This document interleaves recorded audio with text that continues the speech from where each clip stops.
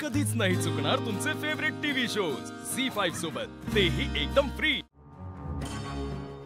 अहिल्या, तू सारासार विचार करून निर्णय घेणार आहेस, मग आज असं तडकाफडकी निर्णय का घेतलायस? म्हणजे प्रियाच्या बाबतीत तू जरा कडक वागलीस, असं नाही वाटत आहे का तुला? निदान तिची बाजू तरी ऐकून घेतली असती जर तिने दिशाच्या अंगाला हात लावला नसता तर। घरच्या होणाऱ्या सुनेवर कोणीतरी हात उगारत असेल तर ही अहिल्यादेवी किर्लोस्कर ऐकून घेणार नाही। तिच्या जागी अगदी पारू जरी असती ना तरी तिलाही मी घरात हाकलून दिलं असतं। कुणीही बाहेरचा येऊन आपल्या घरातल्या लोकांचा अपमान नाही करू शकत, आणि जर कोणी करत असेल तर त्याला अद्दल घडवलीच पाहिजे।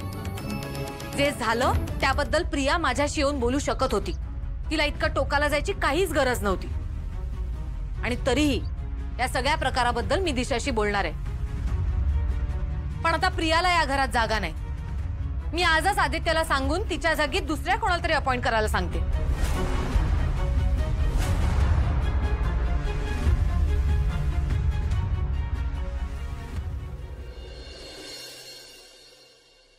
आदित्य सर, प्रीतम सरांना अडवा ना। काय झालं?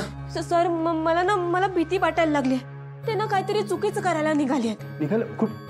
अगं नाही, तो ऑफिसला जायला निघालाय, महत्वाची मीटिंग आहे। नाही सर, मला मनात ना असं वाटतं की काहीतरी वाईट घडेल।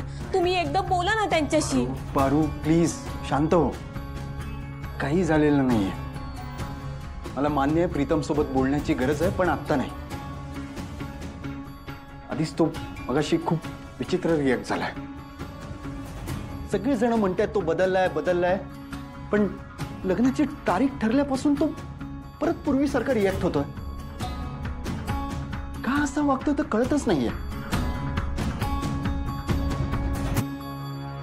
दिशा सोबत लग्न मोडण्याची भाषा करत होता तो। पण तुला माहिती आहे ना, दिशा आणि प्रीतमचं लग्न व्हावं हे आईची इच्छा आहे, आईचं स्वप्न आहे। प्रीतमसाठी दिशाला आईने निवडलंय, आणि आईची निवड कधी चुकणार नाही। आणि ऑलरेडी सगळेजण दिशाला किर्लोस्करांची सून म्हणून ओळखायला लागले, आणि याच्यात ऐनवेळी जर का यांनी लग्नाला नकार दिला तर आईचं नाव खराब होऊ शकतं।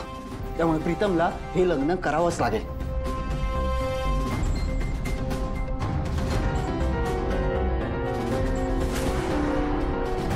नाही तर मगाशी त्या प्रियासोबत जे काही झालं ना ते खरंच खूप चुकीचं झालं यार। तिने दिशावर असा हात उचलायला नको होता। एनिवे, मी बोलेन प्रियाशी, काय खरं काय खोटं हे कळलं पाहिजे मला।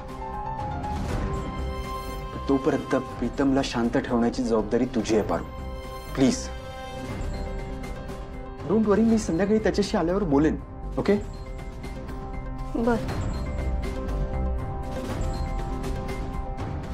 प्लीज माझ्यासाठी एक कप कॉफी घेऊन येशील?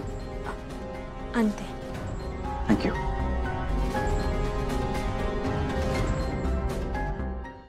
झी5 ॲप डाउनलोड करा आणि पहा सर्व एपिसोड्स एकदम फ्री।